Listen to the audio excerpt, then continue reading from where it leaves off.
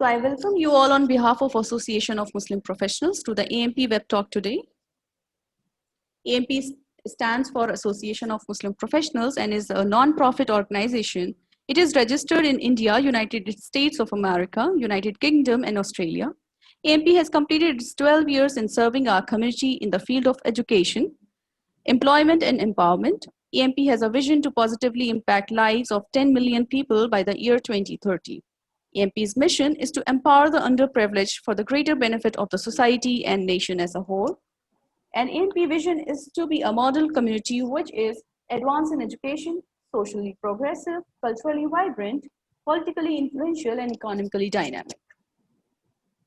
So what AMP has achieved in these past 12 years is right in front of you all in the slide. You can just have a quick look at it so that you can understand our achievements, what projects we do, what activities under these projects we conduct. So as you can see that we have a school development program, we call it as SDPs. You can see that we have conducted so many of lectures in these schools. Then we have an employment assistance cell. We also have a project on scholarships and self-employment. AMP got its resource center with about 600 plus career counselors. We are also into awards and partnerships.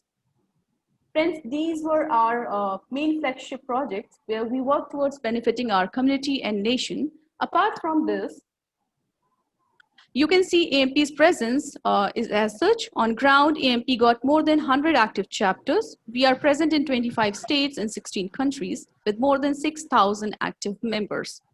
In AMP's online presence, we have 125,000 members and professionals who are connected to us through various social media platforms like Instagram, Facebook, Google Groups, WhatsApp, and LinkedIn. If you wish to be a part of Association of Muslim Professionals, you can simply log on to www.ampindia.org/joinamp, and we will be glad to have you on board with us. Yeah, so that was all about the AMP and AMP projects. Moving forward to the session, I would like to tell you all that after our speaker is done with the lecture, we will be having a Q&A round for about 15 to 20 minutes. For that, I request you all to please raise your questions through our Zoom Q&A section, which is underneath your Zoom window.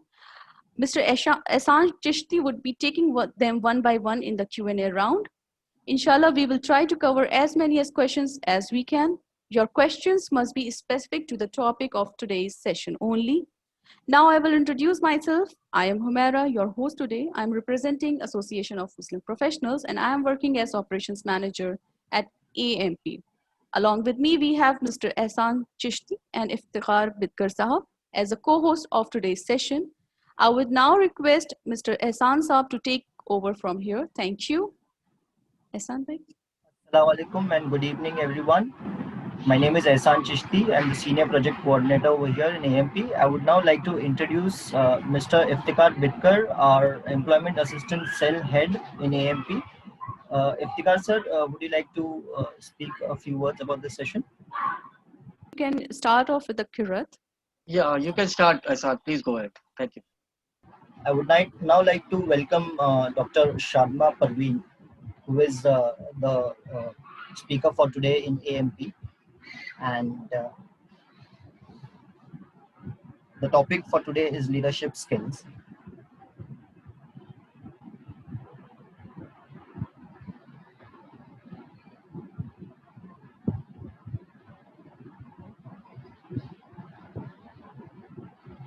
She is an experienced and dynamic corporate trainer with more than 13 years of experience, excellent communication, management, and team building skills. Her area of expertise includes planning, designing, and implementing training projects related to skill development of corporate professionals. She has led projects for the establishment of Learning and Development Center with a vision of grooming and developing students towards corporate challenges. She is a gold medalist in MBA HR from Aligarh Muslim University. She has earned a doctorate degree in strategic human resource management. She's a Dale Carnegie certified trainer and a certified human capital analyst and metric professional. I would now welcome Dr. Shadma Parveen and request her to please start the session. Before that, we would also do a short qiraat. Bismillahir Rahmanir Rahim. Alhamdulillahi Rabbil Alameen. Ar-Rahmanir Rahim. Maliki Yawmiddin. إياك نعبد وإياك نستعين اهدنا الصراط المستقيم صراط الذين أنعمت عليهم غير المغضوب عليهم ولا الضالين آمين صدق الله العلي العظيم. Dr. Shadma, I would request you to please take over. Thank you. Thank you so much, Mr. Ehsan. And it's really a great pleasure for me to be on this platform and to interact with so many participants here. So thank you so much for providing me this opportunity, and also thank you so much for such a wonderful introduction. So with this, I would like to start today's session, today's talk. It's more of like, I will try to address the topic. I will later on, I will try to take up your questions also. And I will try that we will be able to answer all the questions of all the participants. So please, as instructed, please leave your questions on the question answer section, and we will take those questions at the end of the session. So when we talk about leadership, I would just like to show you one quotation. So I hope you people are able to see my screen.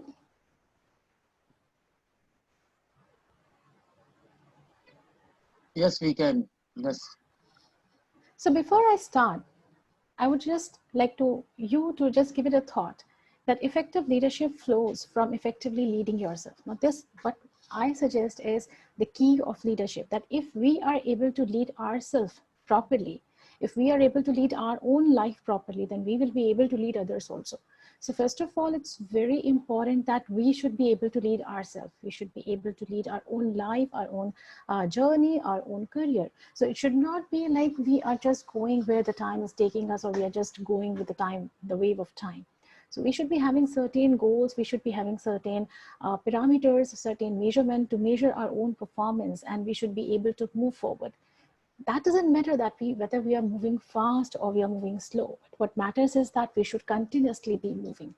So it's very important that first of all, we should be able to lead ourselves. Then only when we are clear about where we are going, then only we can have our followers and we can lead others. So I'm sure like you people must have heard about leadership skills a lot. And maybe many of you must have done certain courses or attended certain webinars or trainings on leadership.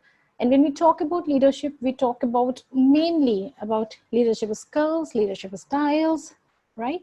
Various type of leaders, what properties, what qualities, what characteristics, what kind of personality traits they basically have. So today, I'm not going to talk about any of these. Okay, so I'm not going to talk about any of the leadership styles like democratic leader, autocratic leader, charismatic leader, servant leadership and all. I'm not going to tell about what qualities you should have in order to be a good leader, or what qualities the leaders that have been very successful in past or in present, they have been demonstrating. Today, I just want you to look at the leadership skills from a different perspective. Which is going to be valid in present scenario and in future.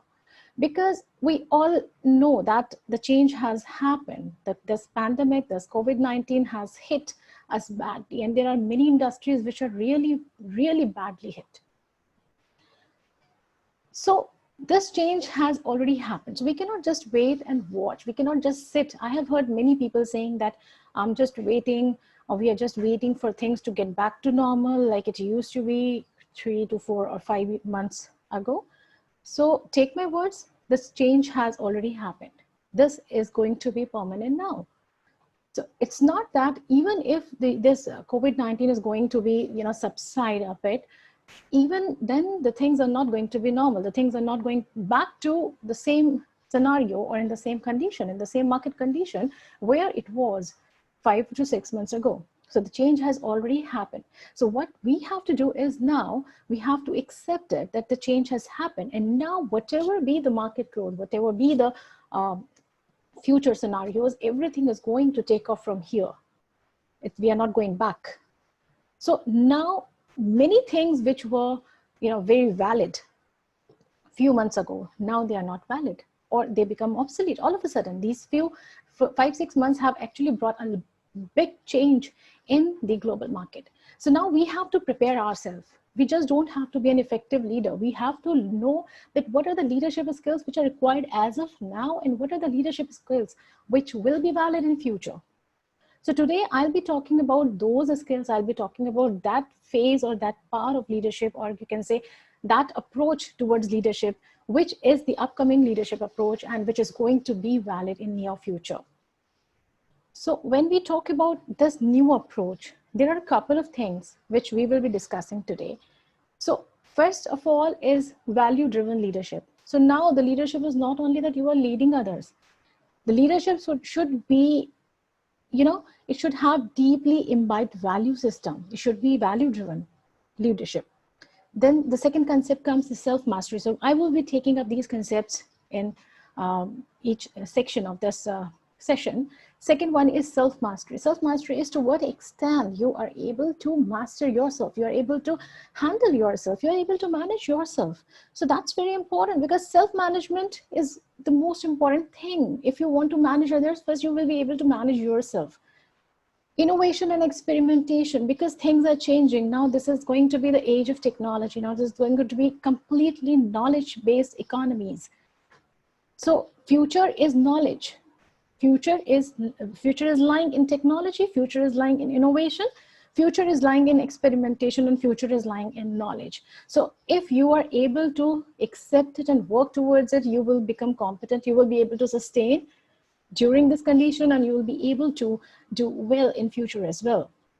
The next one is emotional intelligence. So emotional intelligence is an upcoming psychological topic. And there has been many workshops, there has been many courses and many things on emotional intelligence. So I'll be telling you brief, because itself is a very vast topic. I can, we can talk about hours and hours about emotional intelligence. So we have the time constraint also. So I'll be telling you the gist of emotional intelligence and how exactly you can utilize it to be a good leader or to become an effective leader. And the next one is networking, and then comes the positive leadership.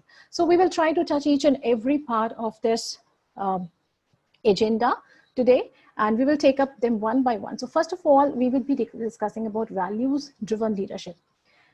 Now I have a little work for you, small work for you all. So I'll be displaying certain small questions here on the screen. So what you have to do is you just have to write one-word answers for that, and you just leave the comment on the chat box.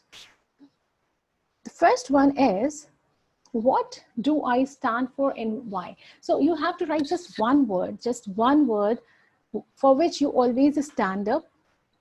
Leave that why, because that is for your own thought provocation. So just write only one word for which you will always stand up. Like you will always stand strongly. Like it could be truth, it could be value, it could be self-respect, anything. So just leave your comments on the chat box quickly.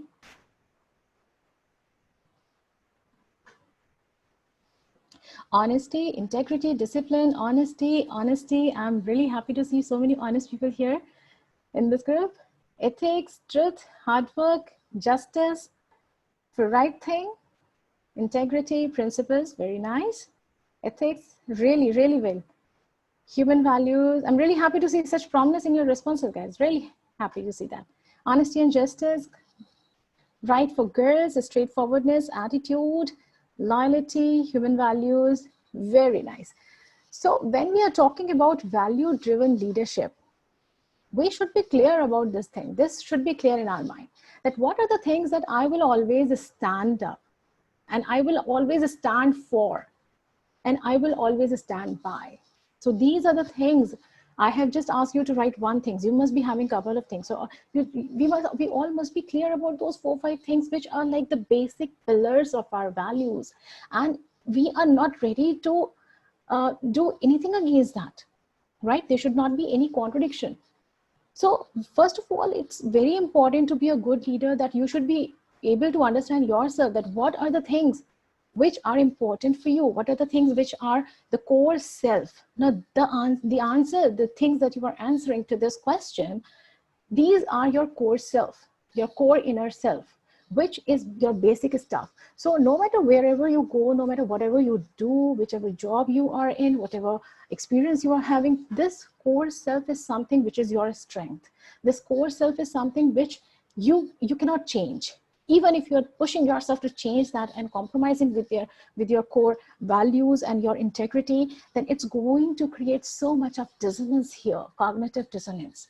So once you are fighting with yourself, like you are doing a job which you don't like, you are forced to do a job which is against your own principles, which is against your own values. You hate to tell lie, and you have to tell lie to sell your products to the customers. So how could you, on the earth, you can think that I will be able to do this job? Because every time you are doing that, you are just contradicting your own core self. So to be an effective leader, be very clear about these 4-5 things which are your core self, and never ever compromise with that. Then only you will be able to be strong from within, and you will be able to be like you are doing justice with yourself. Now, the next thing I have for you is, why would others follow me? So write one thing which you believe that, yes, this is my strongest point, or one thing that you want others to follow you for. Like you want to be a good orator, you want to be a very sensitive person, or you want to do something for the society. Just write one thing that you want people to follow you for really. Knowledge, trustworthiness, optimism, confidence, belief, and trust. Innovation, knowledge, sensitivity, effective leadership, attitude, hopefulness, positive attitude, knowledge. So very good, very nice, very nice responses. Innocent, very nice.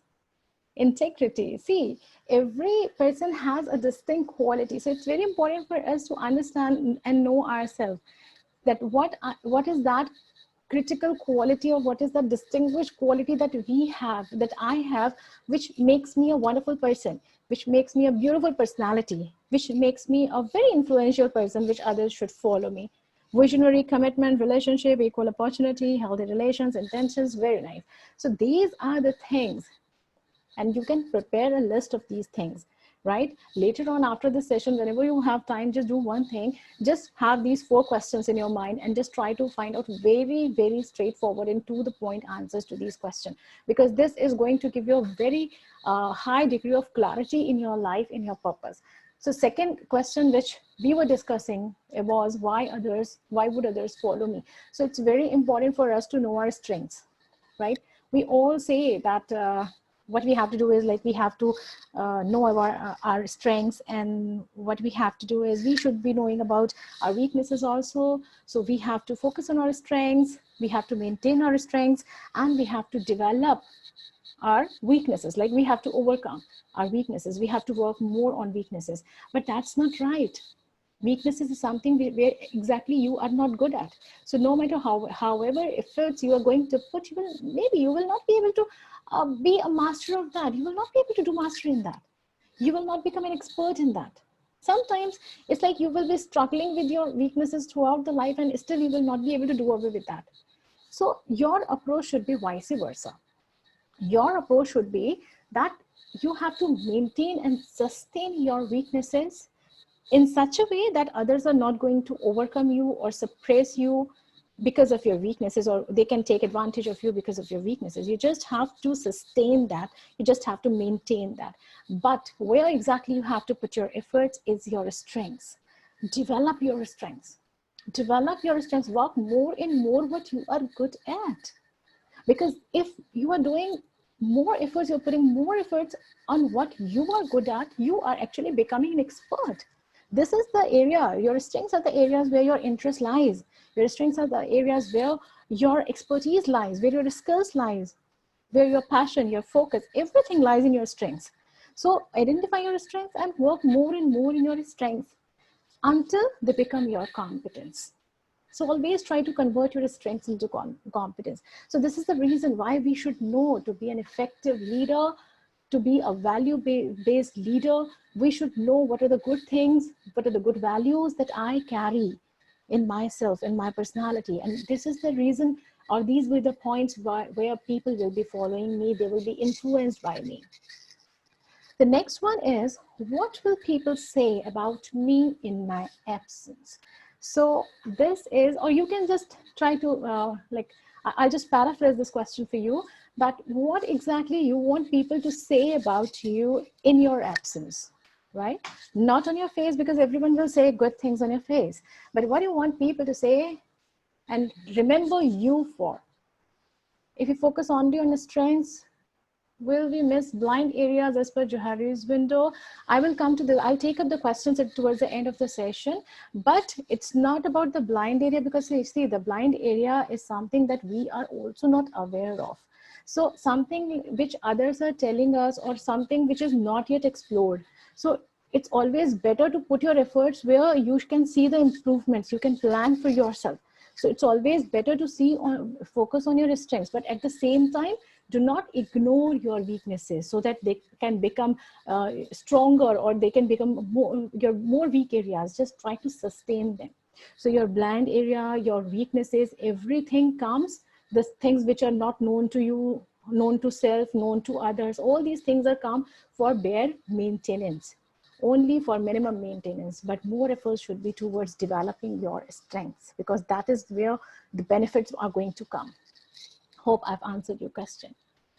So yes, coming to the third question, like what you want people to remember you for: assertiveness, ability to put your point, honest, inspiring them, straightforwardness. Okay, very good. So I'm really happy to see that you people are clear about what you want people to remember you for. So make sure that you are doing that today. You are doing that right now. Do not wait for tomorrow, or do not wait for a second promotion, or do not wait to reach to a particular level in your professional career. Then I'll start doing charity. I want people to know me for charity, but I'll not do it right now. I'll do it after 5 years.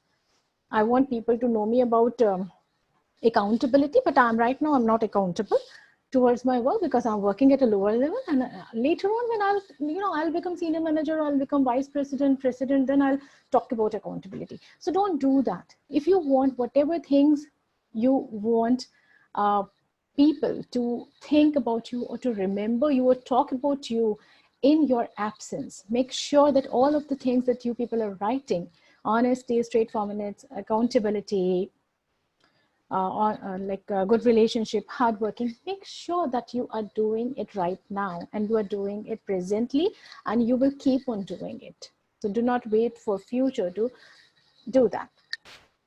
The last one is, where am I going? So for this question, I don't want you to write your answers here in the chat box, but you just give it a thought after the session, whenever you have time, that are you clear about where you are going? It's not about that where are you going, it's about where you have to reach. What is the timeline to reach there? Are you clear about your goals? And do you have a proper plan with proper timelines with that, for that? If you don't have that, so you have to prepare. You have to have this plan ready if you want to be a good leader. First of all, I have told you in the very beginning that if you want to be a good leader, first of all, you should be clear where you are going. Once you are clear about your destination and the time you are going to be there, at least about your preparation, because we know that everything is in the hands of Almighty. Everything depends upon the wish and will of Almighty. But at least we should be putting our efforts, our planning, that if nothing, if there is no any sudden circumstances, that we will be able to, I should be able to reach there, or at least aspire for a goal, for an inspiration. That's important, because people will follow those whom they trust that, yes, this person is going to reach his destination. So when you are reaching your goals, you will be helping others or your followers also to reach their goal. So it's very important that you should be able to be clear on these 4 grounds when we are talking about value-based leadership, and everything should be in line with your core self. That is very important. So we can say, when we talk about value-driven leadership or value-based leadership, there are a couple of things that we should be clear, we should be focusing upon, and we should be clear about that, yes, these are the things that we have to implement. First of all, you should be able to align goals, align your goal with your followers. So your followers should be from your own area, the people whom you can really mentor, you can really coach, you can really benefit. So do not just keep, misguiding people. It's very important that you give honest advices to people who are following you, who are trusting you. Second is credibility. Credibility, you have to maintain credibility, and you have to live your credibility every day. So abide by your statements. If you are saying that punctuality is good, then you have to be punctual daily, unless and until there are some circumstances or there are some problems. But you should be following your own words. You have to lead by example. That's very important, and you have to live it every day. So credibility should be maintained on a day-to-day basis, on a daily operational level. That is important. So you should not be contradicting your own words. You should not be doing what you are refraining others from doing. You have to inspire them, basically. So for inspiration, you should have knowledge. First of all, to be a very good leader, a value-based leader, you should be clear about your values. You should be clear about what things are tolerable to you, what things are not tolerable to you, which things are going against your values, and which things you can compromise, where you cannot compromise and you will not compromise. So that clarity of a leader always influences the follower a lot, because they can see a clear leadership skill, a clear leadership vision in the leader. So their followers will love to follow such leaders who not only can control them or order them, but they are able to inspire them. And if you are able to inspire your people, right, by your conduct, by your behavior, by helping them, by cooperating with them, by collaborating with them, even if you are in a position to give them orders, always try to involve them in the conversation, in the discussion. So it is the value that you give to people. People always feel good when they are heard, right? When they are being listened and they are valued. So these 2 things are very important when you want to be a good leader, you want to inspire others, that listen to them and give value to them. You should be future oriented. So you should be clear about, you should not, first of all, you should not be, you can say, apprehensive about future, like whether we will be able to succeed or not, whether we will be able to do this or not. You should be very clear, and you should be very focused, and you should be very confident and very future oriented. Then if you are future oriented, if you have confidence, your followers and your subordinates, their confidence will also boost up. So that self-efficacy concept is very important, that yes, I can do it. Yes, we can do it. That concept is very important. So never ever doubt, even if you find that there is some task, there is some target which is like, which is not reasonable, okay, which is not achievable, which will be very difficult to achieve. But do not doubt yourself or your team members in front of them. Always boost their confidence. Always say, yes, we can do it. We should give our best. We should give our best shot, and we should be able to do it. I'm sure that we can do it. That we can do it. That we can do it has miracles stored in it. So many a times you will find that you will end up doing something impossible, which seemed to be impossible to you, just because someone has shown confidence in you. So now that confidence you have to show in your followers, in your subordinates. Then they will also be doing something which seems next to impossible to them. Then you have to be very rational in approach, very practical, very logical in approach, very rational in approach. Never ever be biased. Okay, do not have any favorism towards anyone. So go by logic, go by the rationale, and just go by the logical based and data based decision making. That's very important. You have to be emotional. Don't work like a robot. Don't work like a machine. So value your own emotions, value the emotions of others also. So at times you have to connect with the person. And especially if you want to be a good influential personality and influential leader, you have to connect not only with your subordinates just as a designation that yes, I'm a manager and he's an executive, or I'm a vice president and he's a senior manager. You have to connect with the person, as him or her.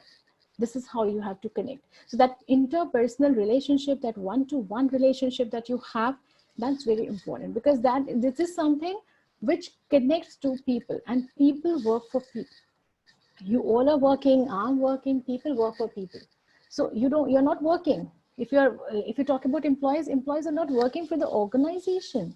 They're working for their boss. So sometimes you find that the same employee has two different kind of attitude with two different bosses. So with one boss, he is very cooperative, very collaborative, high performer. But at the same time, if you put the same employee into the team of another boss, and if the boss is not able to maintain good relation with him, then you will find that the same person has become very reluctant and his performance goes down.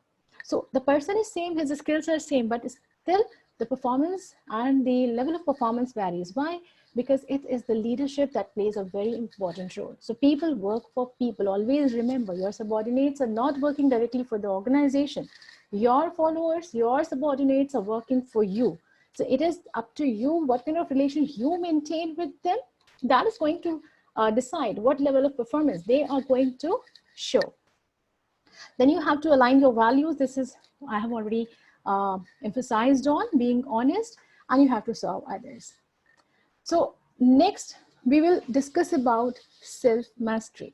Now, when we talk about self-mastery, it has certain parameters, so you can say certain constituents or certain elements which you have to practice. Now, with self-mastery is basically the concept that to what extent we are able to master ourselves, master our heart, master our brains, and master our emotions. Because most of the problems that we face handling people or handling our bosses or management or our family members, it all revolves around these things. Either we are not able to manage ourselves properly, our emotions, our thoughts, our reactions, or we are not able to manage others. So in order to have self-mastery, if we want to master ourselves, that means our own focus, our entire focus should be on ourselves. Develop yourself. Find out your strengths, develop yourself, criticize yourself. Whatever you are doing, just criticize yourself. The more criticism you do for your own self, the lesser criticism you will get from outside. The more you criticize yourself. Criticize yourself. It's not doubting. See, there's a difference between criticizing and doubting. Criticizing is trying to find out where exactly you're doing mistakes, where exactly you need improvement. So there's nothing bad in that. This is a positive attitude.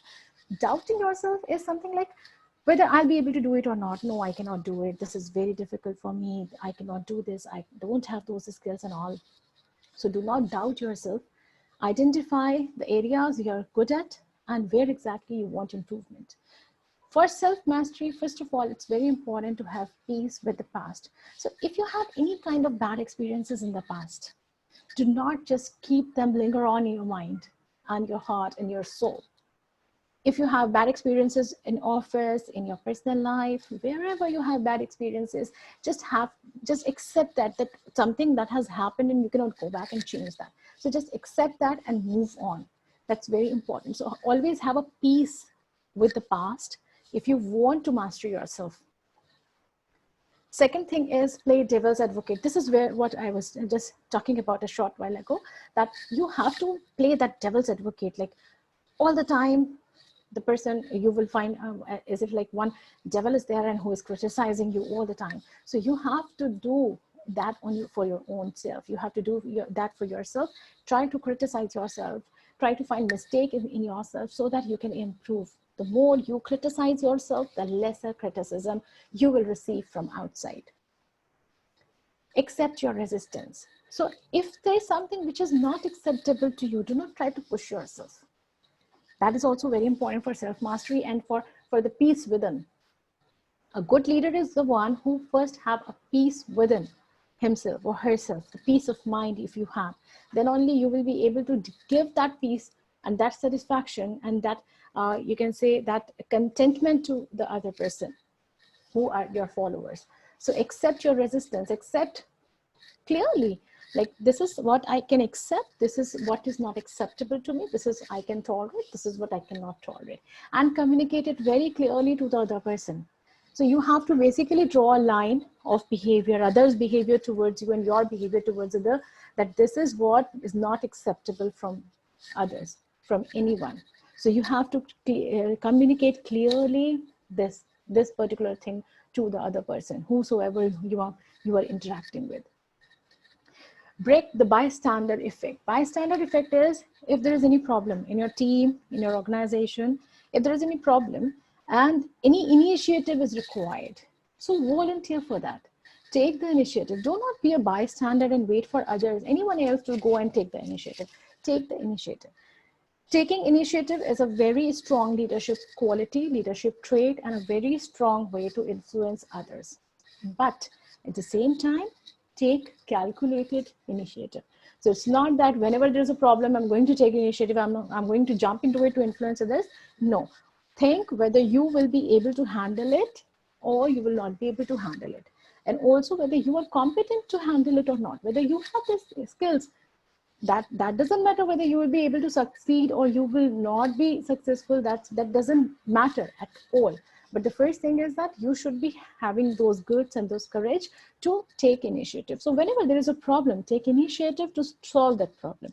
Even if you will fail, at least you have caught the attention of others and you got one chance to influence others. And in case you are able to handle the problem or solve it, or if you're a success, then definitely that's going to create a deep impact over others, and that's going to influence others a lot. So taking initiative is also a very important trait to be a good leader, you can say. Cognitive reappraisal is the same thing, that you have to continuously in your mind, you have to cognitively reappraise yourself. You have to critically analyze yourself, your strengths, your weaknesses, your conduct, your behavior. If you have handled, or if you have faced a difficult situation or a difficult conversation or an argument with someone, so always try to sit back after some time and try to find, was there any other approach that could have been yielded the better result or better consequences what I have done. So every positive or negative, every good or bad interaction and experience, everything is teaching you something. So it's very important to teach ourselves or to learn from those experiences, good or bad, that doesn't matter.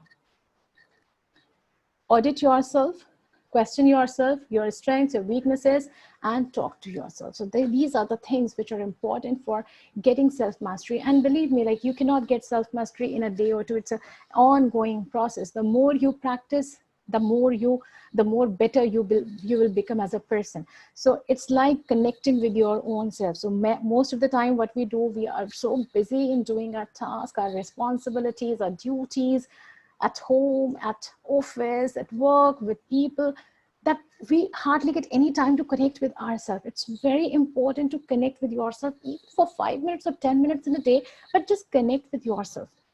Are you happy with the day you had today? Right? So just ask this question: are you happy with the day you had today? Or whatever happened today, are you happy with that? Are you satisfied with your own day, with your own efforts, with your own experiences? If not, then what would you have done to make it a better day for yourself? So definitely you cannot go back and change the day, but you can always make that another day. You can make the better tomorrow. So that's very important for being a good leader. To be a good leader, it's very important that first of all, you should be able to connect with yourself. Next comes innovation and experimentation. It's a very, very important thing, especially as I have already discussed with you in present scenario, when you find that every second organization is coming up with something or the new, right? And this is actually has become the new normal. So the more you innovate, the more you experiment, the better you will become. And especially when we talk about technology, when we talk about knowledge, the experimentation innovation is natural. That's going to be there. If you are not doing, that doesn't mean that innovation experimentation is not there. If you're not doing, someone else will do that. So same is there in the organization. If you are not taking any innovative initiative, if you are not doing experimentation, if you are not adding any value to the company, to your job, your competitor will do that. Your colleague will do that. And the moment he or she will do that, they will get an advantage, right? They will be able to influence people. So if you want to be competent, you should always be trying to put something new or add some value. Now, when we talk about innovation, that doesn't mean it is only related to technology. It's only related to electronics. It's only related to IT. No, innovation can be in any field. Innovation can be in any area. It can be in any job. Even if you are a salesperson, you are selling your products to the customers, there can be n number of innovations that you can do, n number of different tricks, different methods that you can improve and you can improvise and you can implement, right? So it's very important to find out where exactly you can add value in your own work. Whatever work you are doing, always try to find out, is there anything, is there any place, or is there any process, is there any part of the process where exactly some change could happen, or some change, if brought upon, that will add value to the organization. So that's very important. And whenever you are trying to have any kind of innovation or suggest any innovation in the organization, be very clear about one thing, that you should be able to connect it with the organizational performance. That's the only connection you have to establish. The moment you can tell the management, or you can prove it to the management conceptually, that if I'll bring about this change in the process, it's going to create value for the organization. For example, if I'll change the reporting system a bit, it's going to create impact over employee satisfaction and the performance. If we are just going to change the way we are conducting trainings in the organization and doing performance appraisal, and we are just, for example, there is some organization, they are just having 180-degree appraisal, right? Where only your boss is evaluating your performance. So if you want to bring about any changes in this particular performance appraisal, and if you know that the organization is using 180-degree appraisal, so it's not possible for you to go against it and just you can say practice or implement 360-degree appraisal, because this is something which is in the policies of the organization. So you cannot do that. But at least what you can do, you can facilitate, or you can encourage the discussions and feedback sharing, at least within your team. So you will find that once you are doing that feedback session between the team members, among the team members, and team members with you and the team members, the feedback sessions, when you are doing and you are giving and communicating the feedback, you will find that the team is getting united. There's a better understanding that is being established between the team members. They are able to give feedback for each other. They are able to understand each other. And this in turn has led to increased team performance and less conflicts, right? So it's not necessary that innovation should be something very big. You can bring some small innovations without like going against the company's policies, but still you can improve your influence over others. Now just imagine in an organization where never a feedback has been given, like it's like the performance has been communicated to the employer like a verdict and all. So in that scenario, if you are encouraging people to communicate and give feedback, to work in collaboration, can you imagine what kind of psychological impact is going to create on your team members, on your subordinates? They are going to respect you, they are going to value you, and they are going to follow you. They will be accepting you as the leader, and they will be highly influenced by you. So these are small innovations you can think about, improve, like bringing about into your work, which can add value to the work, as well as it can add value to the relation that you share with your subordinates. Always compare your past experiences. So like if you have implemented something and you had got bad, you can say, reaction from management, so be careful about your approach next time. So always learn from your experiences. Plan your experimentation well. Do not just outrightly implement it. If you want to bring about any change in your process, in your team performance or processes, then always try to first plan it properly, how you're going to do it, how you're going to execute it, and then only do that. Link it with the growth of the organization. Acquire skills which are required to do that if you're planning to bring any innovation. So what are the skills which will be required? So you should be having an expertise in that. You should be having a skill, all the required skills in that. Question yourself, learning oriented you should be.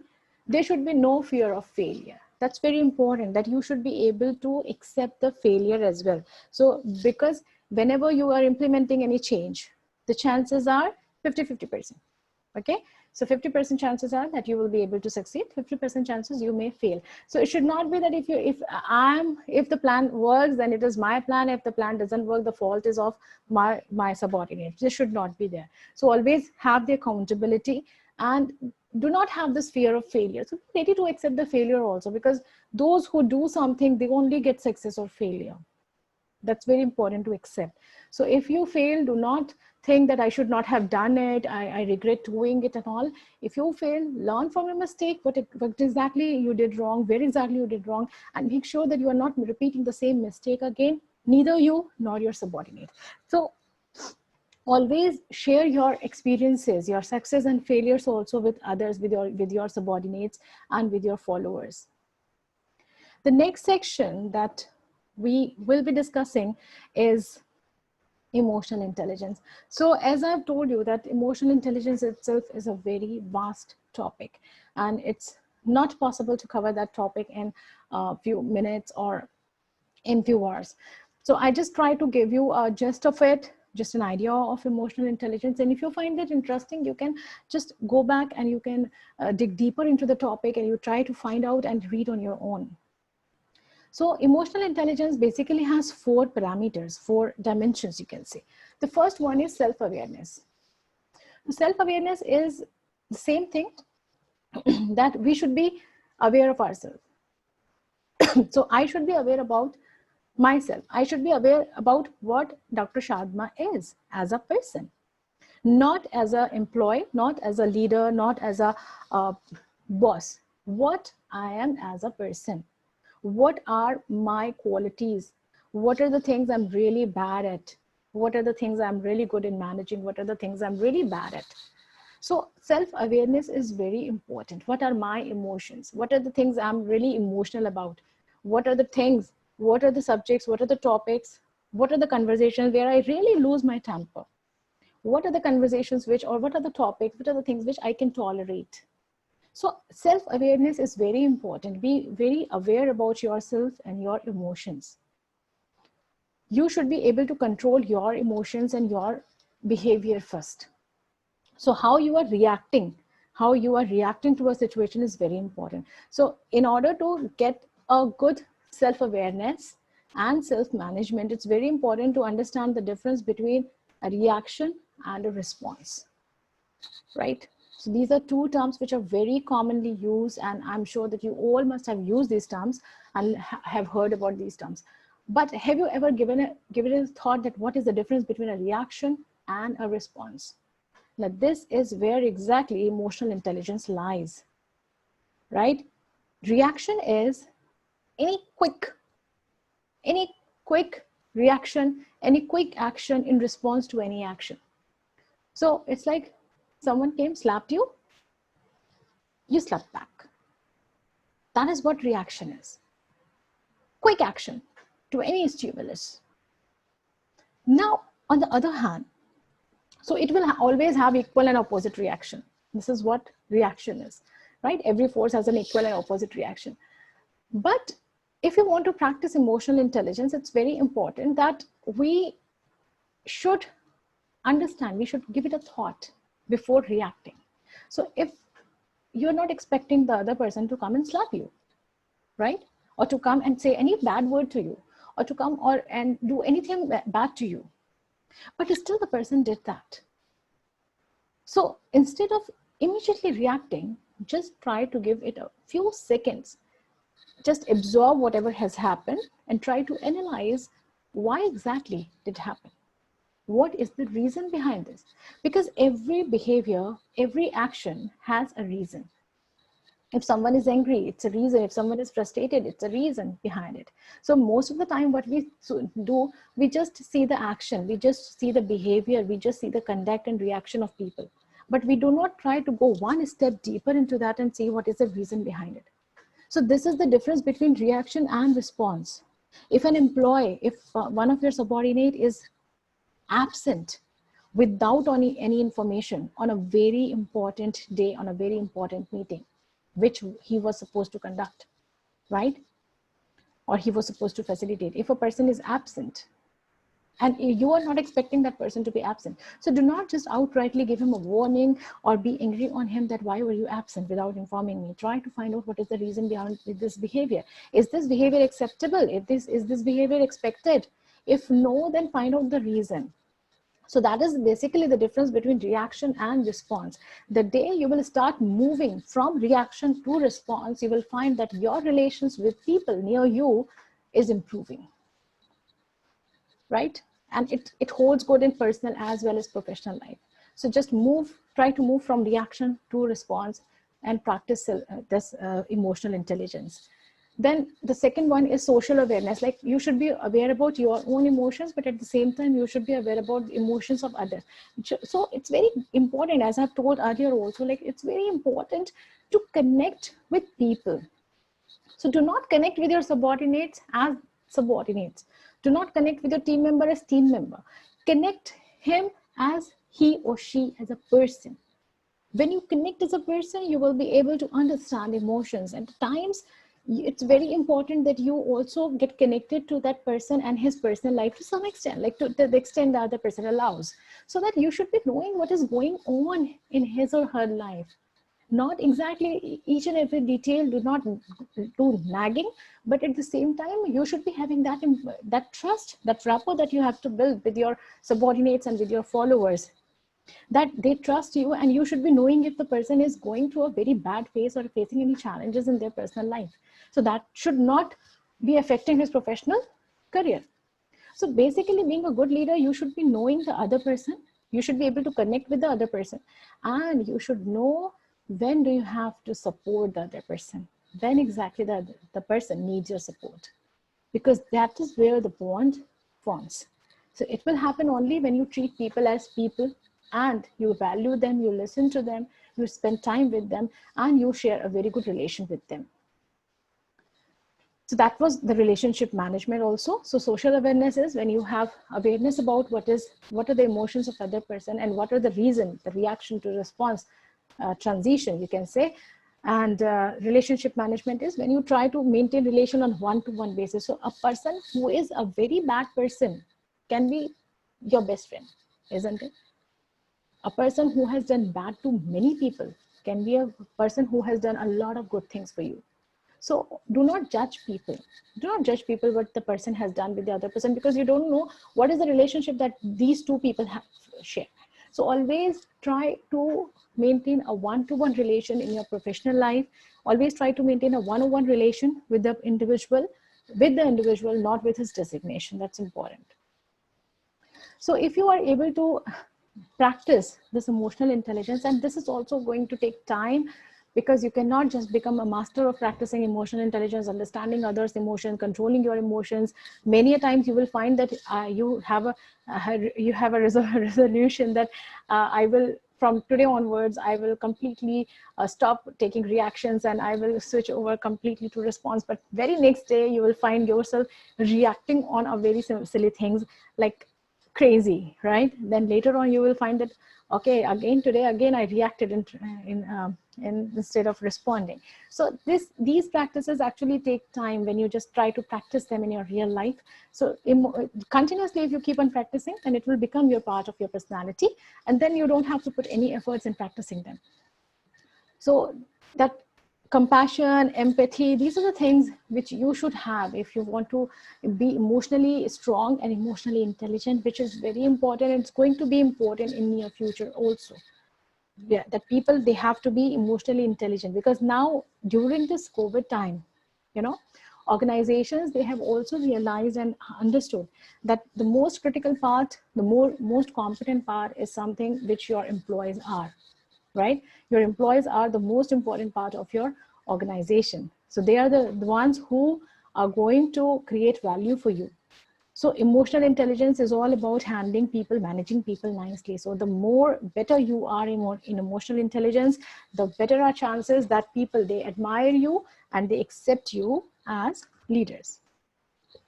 Next very important thing, which is the second last thing of this session, is networking.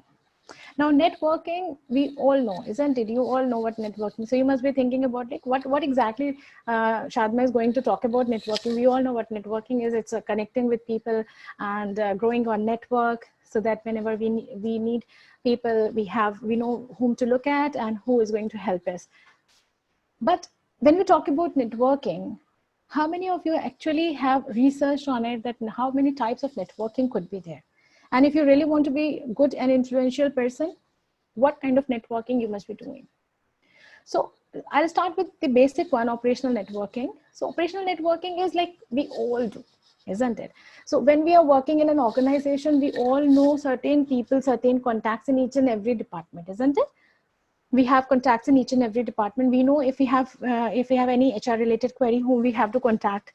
If we have any finance related problem, whom we have to contact. So we have established some contact and network within the organization, and that network is our operational network, which ensures that whatever operations we are doing, we are going to do it smoothly, isn't it? So whatever task I have to do, whatever information I need, I can get it smoothly, and I can manage my day-to-day task and operations very efficiently and very nicely. This is what operational networking is, which we all do. But the hard fact is that 80 to 85% people, they just do operational networking. So they are stuck here only, and they do not think beyond it. So they have very good network within the organization. Whatever work is being done, they can do it. Whatever information is required, they can fetch it. Whatever is happening in all the departments, they get the information and they get the news, and they are updated. They are high on networking within the organization. But this is not which is going to give you strategic or long-term benefits, you can say. Benefits. So operational networking is important, but this is not the end of the world. So mostly I've told you that 80 to 85 people, they just stop here and they think that they are doing very good networking. But there are two more type of networking beyond that. The second one is the personal networking. Personal networking is that network wherein most of the people are not from your contacts, your networks are not from your organization. They are external. But they are interested in the same area where you have your interest, or they have the same kind of strengths. They're working on developing those same strengths which you want to develop. They are those kind of leaders which you want to become, right? So personal networking is something which you do for your personal development. Operational networking is for your operational and professional development. Personal networking is something you do for your own development. So you should have people who can admire you, whom you admire. You should have those people who inspire you, so that what they are doing, you get information about that. You are updated about what they are doing. You are updated about what is happening in your interest areas, in your interest industry. So it's very important to have that personal networking for your personal development. The third one is strategic networking. So strategic networking is the network which are not going to give you any benefit as of now, right? But they are for your strategic future alliances. So they are going to give you benefits in future. They are not going to give you benefits right now. Even if you do any favor, you will not get the benefit, you will not get anything in return, you will not be paid for that. But these kind of network are going to work for you in future. So these are all future oriented network. So stay connected. You have to be connected with people whom you know that right now they are not going to give you any benefits, but they can give you benefits in near future. So those strategic alignment, you can do your strategic networking, you can do only if you have a clear vision about your own life. If you have a clear vision about your career, then only you can see, you can be having farsightedness for your own growth. And this is where you can influence others. This is how you influence others, because the way you are leading your life, the way you are creating experiences for yourself and for your team members, it is a learning for them. So they then, if they find that yes, this is something that we can learn from this person, then only they will accept you as a leader. So a leader should behave like a leader. A leader should look like a leader. A leader should think like a leader. A leader should set goals like a leader. A leader should have a vision. If you have a vision, you have goals, you should have that conduct. You should lead by example, then only you will be able to influence others, and then only the others will follow you. So whosoever is at operational level of networking, please give it a thought that if you want to progress, if you want to progress in your personal life, if you want to progress in your professional life, you have to keep on moving from operational networking to personal networking and to strategic networking. So that actually creates on giving you more clarity, and it give you more clarity on your vision and your goal. And this is how you influence others, by your personality and your conduct. Because once you have that orientation, and if you have that vision, automatically you will find that your actions, your orientation, your conduct, everything is going to change. Your thought process is going to change. When you meet people from your own organization, you get experiences and information about your own organization. When you connect more and more people apart or outside your own organization, maybe from different countries, from different industries, you will find that what kind of things they are doing, that actually gives so much of idea. These are food for thought for your own self. So connect with different kind of people, connect with different kind of industries, and expert in that industries. You can learn a lot from their experiences, right? You can learn a lot from their experiences. So just try to build your network as much as you can.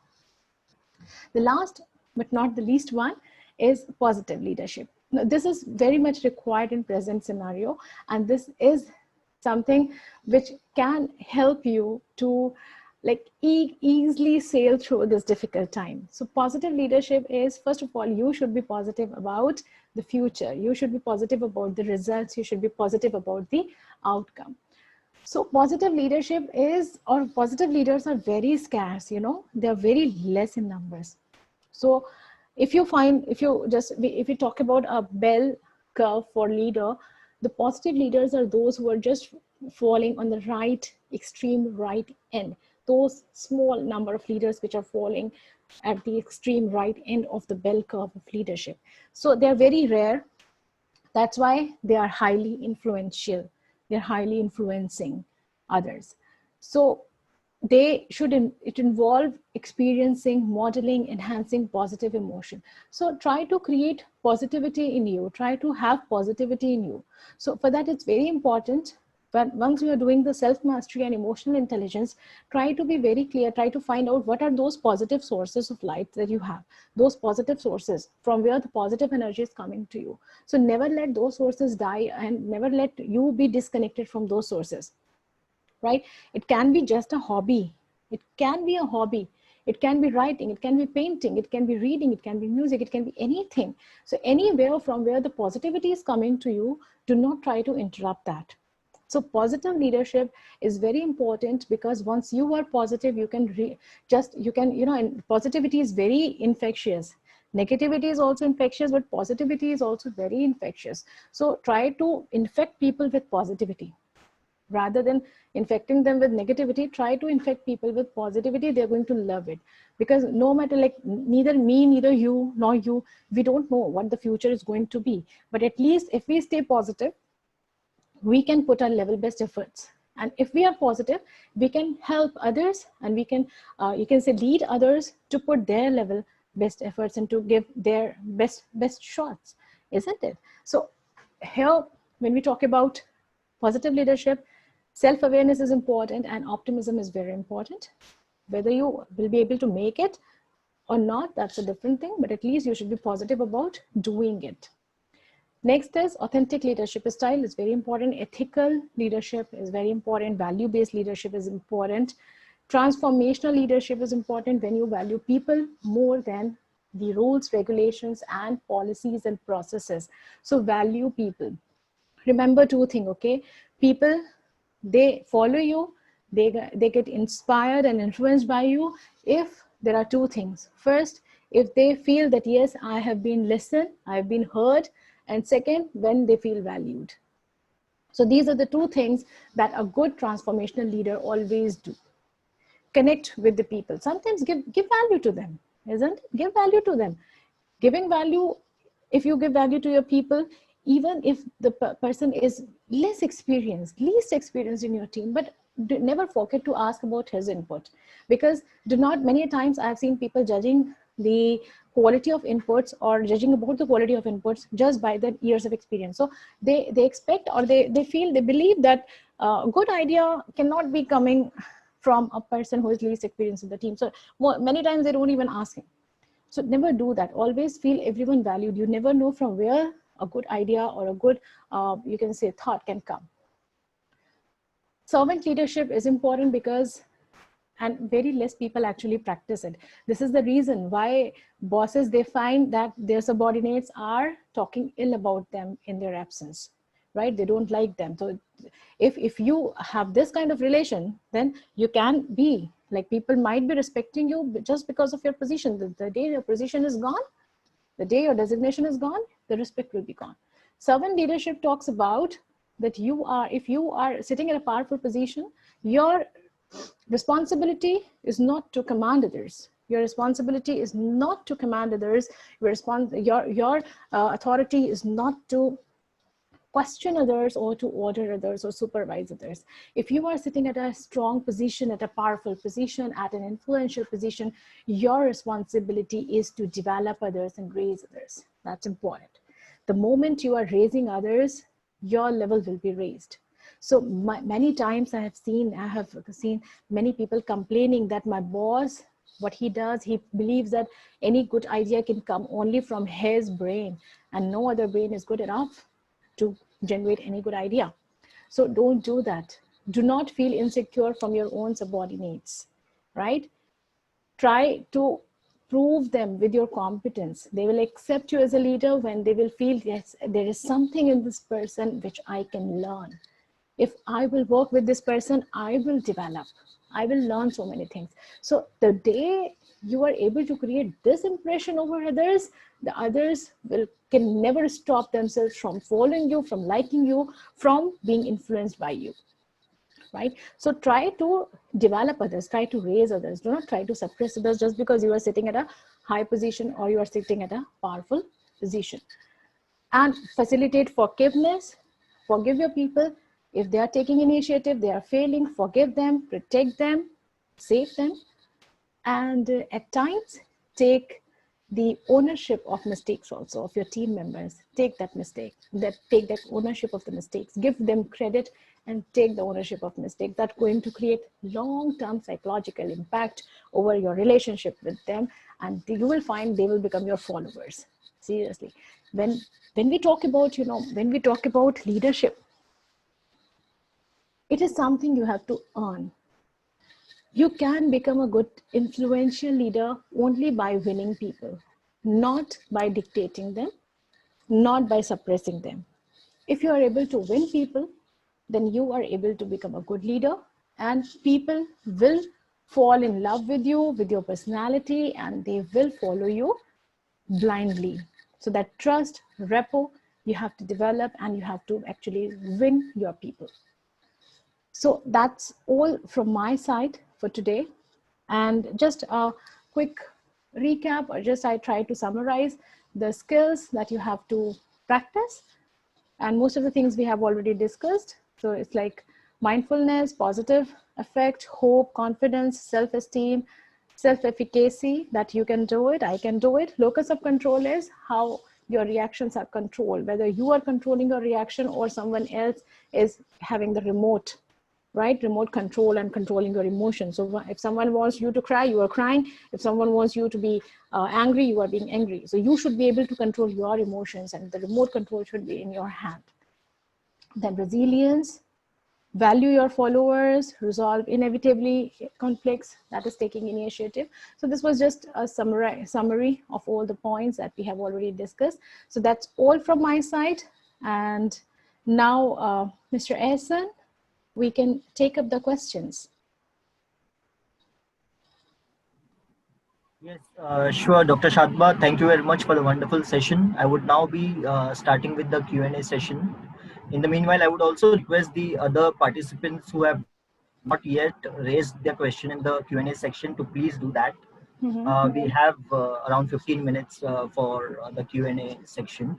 Not an issue. We will take up all the questions. Sure, sure. So there's a question by Atif Rahmani. Ma'am, good evening and thank you for providing such a wonderful learning.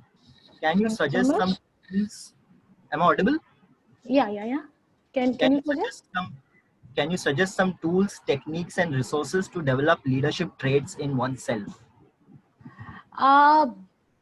See, when we talk about tools and we talk about the resources, there are actually, you have to do a lot of study for that. There are so many books that you can read in self-help. And when we talk about leadership, basically what I do, where I learn leadership from, is I learn from what leaders are doing, what leaders have done, right? So it is actually, you have to understand the personality. So there are so many leadership tools which you will find online. If you just type that how to test your leadership skills, there are so many tools online. Free tools are also there. But I would suggest that if you really want to understand leadership, go with the books, read researches that have been done on leadership, these kind of researches which have been done on upcoming, you can say, upcoming approaches to leadership. That is what is important. So I can definitely share with you, there's a long list of these kind of resources, so you can connect me separately and I can share that with you if you're really keen to read that, and if you're really keen to develop yourself and your leadership skills. So by the way, I just want to tell one thing to you all, that whosoever wants to connect with me, you can connect with me on LinkedIn. I'm here on LinkedIn with the same name, Dr. Shadma Parveen. So you will just write Dr. Shadma Parveen and you will find my LinkedIn profile. So any of these kind of inputs I can provide you over there. And there are many books on strengths. There are many books. There's very good book in change management, Who Moved My Cheese. So the title is very funny, but if you just read the book is awesome about how you should handle change. So leadership is actually something which comes from many aspects. So if you are able to handle the change properly, you can become a good leader. If you are able to handle people nicely, you will become good leader.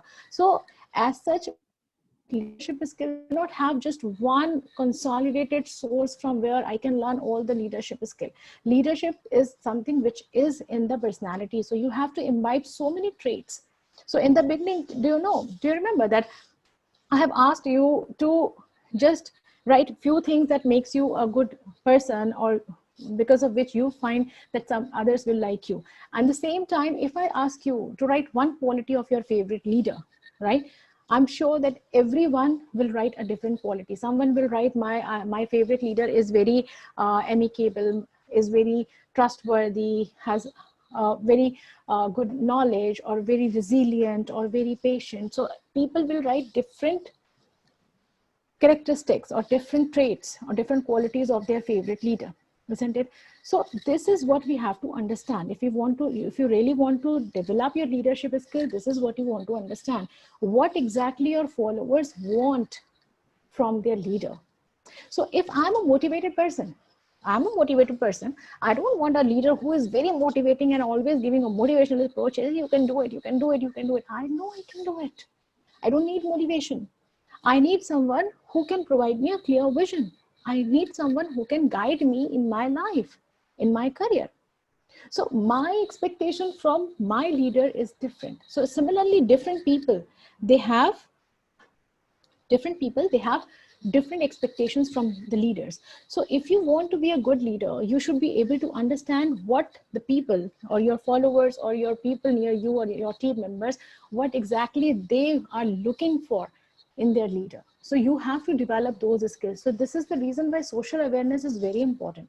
What but people think about being a good leader. And this is why I would suggest that if you really want to know what people or what kind of leadership styles actually be very influential, go and study the researches that have been done. Go and study the meta-analysis that have been done on leadership, because that is going to give you a fair idea of what people expect from leaders, right? So I cannot claim that I'm a very good leader. I will become a very good leader when others will say that, yes, she is a good leader. So for that, it's very important that I should be knowing what others are expecting from me. So do researches, refer to researches about leadership qualities and leadership traits if you really want to develop leadership, and you will be able to develop an insight about what exactly leadership is and how exactly you can be a very distinguished leader. If you talk about transformational leadership, okay, so how will you ensure that I have become or I will follow transformational leadership? So there are some certain measures, certain parameters, certain behavioral conducts which you have to implement. You have to practice, keep on practicing, which can make you a good transformational leader. So this is why do not just let's rely on any specific tool. The tools are for measurement. The tools are not for development. With tool you can just measure what is your level of skill, right? So even if you want to measure, there are so many online tools on leadership and emotional intelligence and so many other topics. The tools, and most of the time the tools are free. It's a free tool that you can use, so you can use and measure that. But when you are talking about development, go and research, read books. Read books which are close to you, your personality, and the books which help you to develop some insights. So I can suggest many books if you want. So for that, you can just connect with me on LinkedIn. I will guide Thank you you. very much, Dr. Shadma. Even I look forward to the change management book which you have suggested. Due to the That's a very COVID, good there book. are That's a very, yeah, not most many especially. changes in the lives of people, so it will be beneficial to us as well. There's another question from Dr. Afaq Ahmad. Leadership qualities emerge from within, Yeah. albeit a person having shy nature during his or her childhood days may develop these qualities with the passage of time and Mm-hmm. become a torch bearer for millions in society. Mm-hmm. A leader seems to be essentially a risk taker and winner of the hearts of masses. So, what's your take on this? Absolutely. Absolutely, yes. See, gone are those days when it was written in the books and it has been taught that leaders are born and not made. When we talk about person, any person, okay, there are certain traits, personality traits, right, which are inborn, which are through the genetics, which are in the genes. So we cannot change that, and we should not struggle to change that. But leaders are born, that's not true. The leaders can be made. So by their experiences, you can learn so many things, and you can develop your own personality. You can develop so many things in your personality just by the way, or based on the way you are being doing your work, and you are surrounded, the kind of people you are surrounded, that's going to create a big impact on you. If we talk about two twins, there has been studies on this. There has been studies that two identical twins, they have been raised in two different kind of environment and culture, right? And those two identical twins, they emerged out to be simply opposite personalities. So if something has been inherited genetically, then both of the, if the leaders are born, then both of them should become a mirror image of each other, isn't it? But that's not what happened. The two actually became opposite personality. One is very shy and the other is very extrovert. So what makes that difference? That difference is made by the experiences we have. So our personality, actually we evolve with time. We evolve with every single experience, positive or negative. We develop ourselves, we evolve. So over a period of time, we definitely say that even a shy person who is very shy, very introvert, in the beginning, the person can become a very influential public speaker. Because this is how we want to develop ourselves. This is the reason why I say that if you have something as a basic nature, like you feel, you know that you are shy, but at the same time, you are also comfortable accepting the change. You find yourself very dynamic and very enthusiastic in welcoming and accepting the change. That's again a strength. So why not to accept the change? Why not to accept the challenges? So yes, that's very true that the drastic changes can happen in your personality. It all depends upon your effort. Whatever you want to develop, you have to keep on doing that, keep on doing that, keep on doing that. No matter how many times you fail, keep on doing that. You are bad in public speaking. Do that. Do that unless and until you learn that and you become an expert of that. You have to conquer your fear. Basically, you have to conquer your fear. The moment you conquer your fear, confront your fear, you will feel that, and you will realize that, yes, I have evolved a bit. Every single evolution, every single evolvement in your personality is actually adding value to your personality. So personality traits, personality characteristics can be acquired. They can very well acquired, but that depends upon the quality of efforts and the honesty of efforts that we want to put in. And for that, it's very important, first of all, that we should accept ourselves. We should understand ourselves. We should accept ourselves. That's very important. So I completely agree with your point. There's another question from Shashwati Bhaumik. What can be the first and foremost thing and the subsequent steps a leader should take to gain back the lost confidence of team members? First step is you have to do the analysis, right? You have to analyze why exactly you lost the confidence. So first of all, you have to understand what went wrong. Because if someone has shown confidence in you, and if you are not able to live up to that confidence and maintain that confidence, if you just broke the confidence or trust or anything, which or beyond the expectation, you have done something beyond the expectations of that person, first of all, there should be a reason behind that. So try to find out, try to analyze and try to find out what was the reason behind that. So first of all, you have to correct that. Okay. Then the next step is that you have to be honest. Accept if it was your fault, accept that it was your fault, and be honest in your approach, and then again try to build the rapport with that person.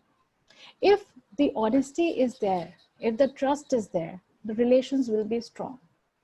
Even if you have broken the trust once, or if you have broken the confidence of the person, that person had a confidence in you and you were not able to live up to the expectation, there must be a reason behind that.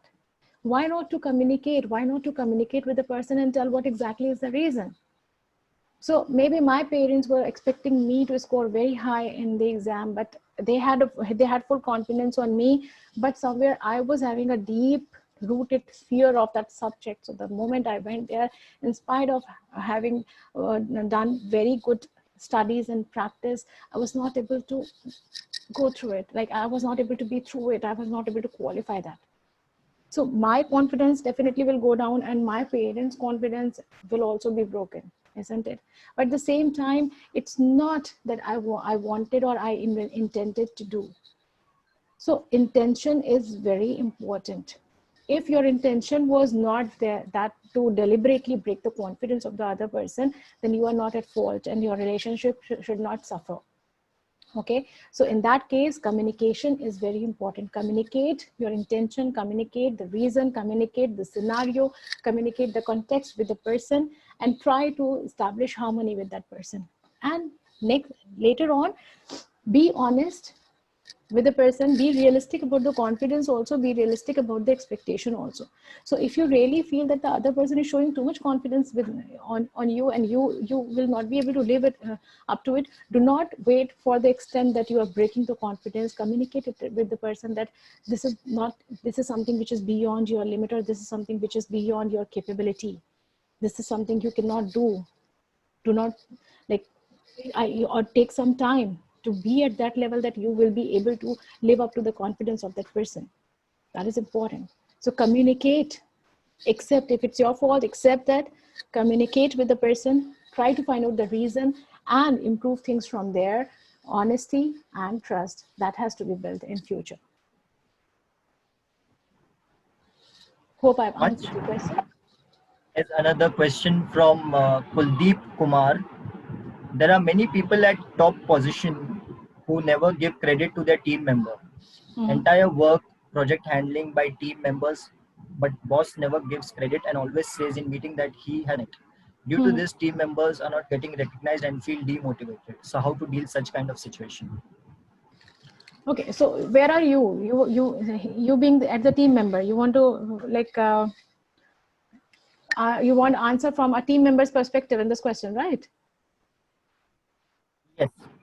Okay, so if you're trapped in this situation, definitely you are not the one who is going to select your boss, right? So the boss, unfortunately, we have such system in the organization that you are not able to select the boss, but the boss has the authority to select the subordinates. So once you don't have any control over it, you cannot do anything, right? If the boss is not giving credit to the subordinate, this is something wrong he is doing. So just imagine, in that scenario, you will never be able to respect that person. You will respect that person only because the person is sitting at that position. The moment he is out of that position, there's no respect, nothing for that person. Okay, so your first learning is this, that if you are not liking someone because of any XYZ reason, that the person is not giving credit to you, then make sure that when you reach that position, you are not doing the same thing. First is this learning for you, because this is something which is going to develop you as a leader. Okay, so make sure that you are giving credit all the time, because if you are doing the same thing, then you will be you are also going to become a copy of that person. Second thing, it is a very common scenario in the organization, and this is actually because of the insecurity that the bosses have. The insecurities that they have because of their own competence or their own competition or their own pressure. So you cannot do anything. If you have a 360-degree appraisal, definitely you can raise that particular thing. In your appraisal, if it is a self-appraisal kind of thing, so in that case, you will be jotting down, you will be writing down your own achievements. So you can write it down, mention it down there. If you have all the documents for your achievement, for your performance, for your contribution towards the project, completion of the project, success of the project, so you can mention it over there. In organization, it's not necessary that all the time one person should be recognizing and giving you credits. Okay, if the system is well established in the organization, you can communicate your achievements through different medium to the top management, right?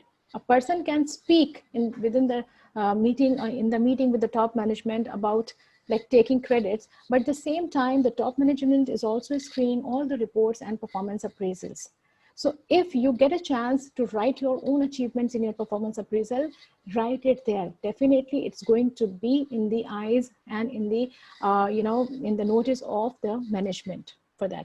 And when you are claiming, when you are applying for any kind of promotion, you can claim that. At least you should have all the documentation in the organization, within the organization. So whenever you get a good platform, whenever you get a chance, you can quote that, right? Secondly, you should be satisfied with your own performance, that if you are doing projects, if you are making it a success, at least it is adding value to your profile. Because the organization that you are working, that is not the end of the world. It's not that for the entire life you're going to be in the same organization, right? Anytime if you find certain problems in the organization, try to sort it out. Try to find alternate ways to communicate and to communicate your achievements and your success and your contribution to the management, to the HR. And I'm sure that most of the organizations, they are doing it in the form of performance appraisal. So the chances are being given to the employees also to mention their achievements. So always take that route. Try to reduce the conflicts, try to reduce, because once you know the intention of the other person, there is no point in fighting. This is what I believe. Once you know the intention, if you know that the person is doing harm to you intentionally, there is no point in fighting, right? You cannot change the person by fight. You can either avoid confrontation, or when the right time comes, you can win over the person. So sometimes a person who is doing very bad to you, or if your boss is not giving credit to you, is your boss is being really biased to you, try to help your boss when he actually needs help, your help. Do not teach him a lesson.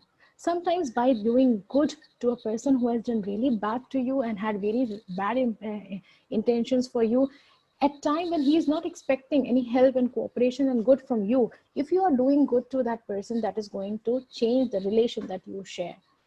So there are multiple strategies that you can deploy depending upon the person on the other hand, and also what kind of policies in the organization you have.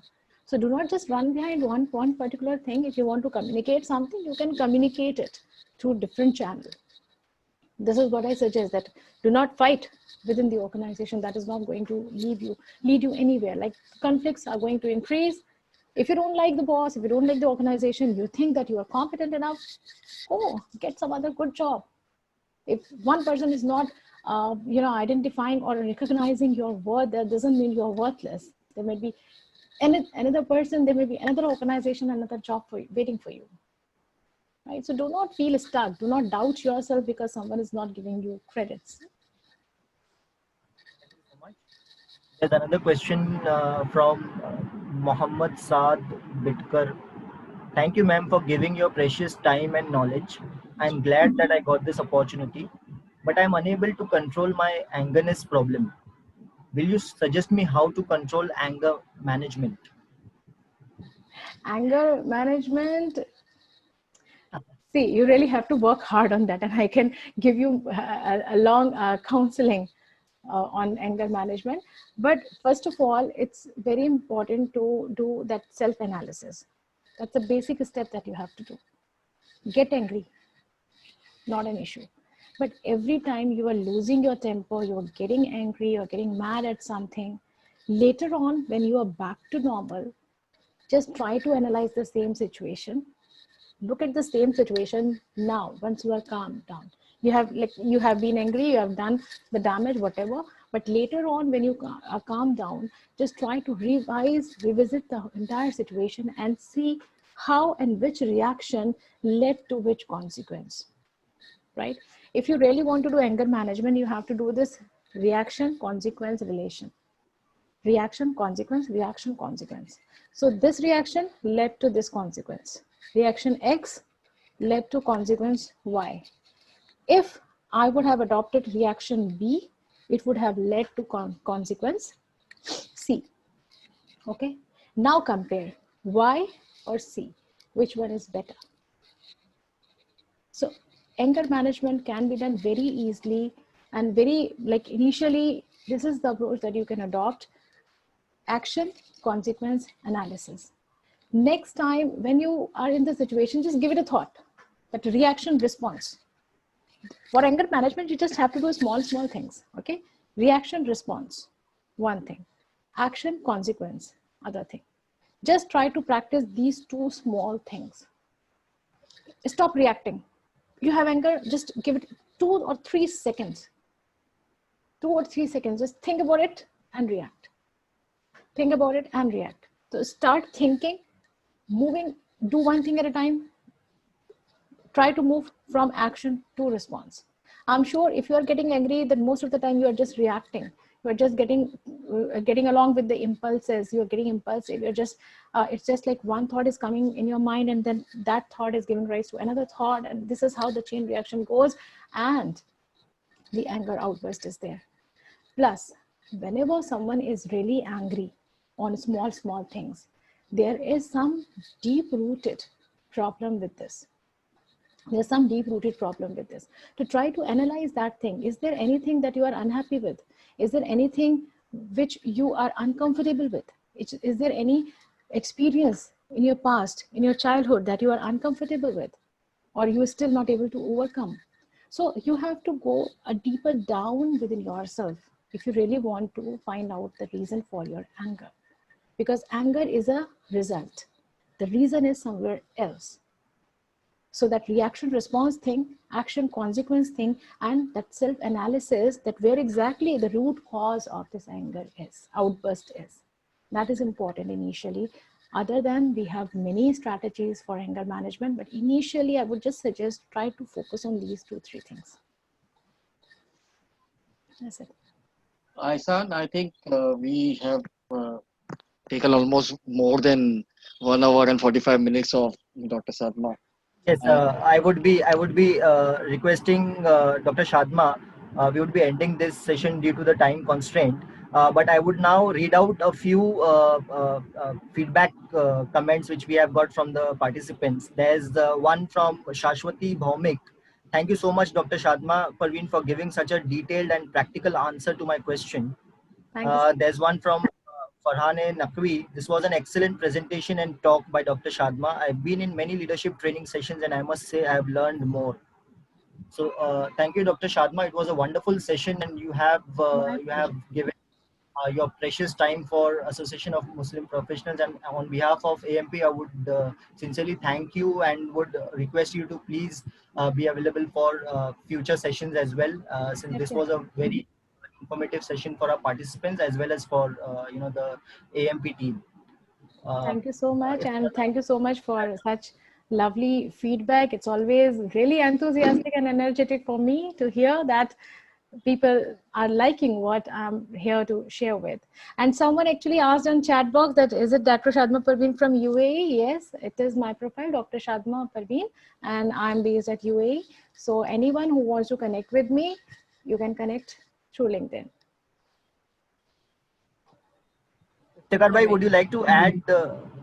yes, I'd like to thank you very much on behalf of AMP. It was a very enriching session for me also, personally at the level, at the mid-management level myself. So we know I've been through to the junior level to up to this level, and we have learned a lot from how the leadership should be and all that.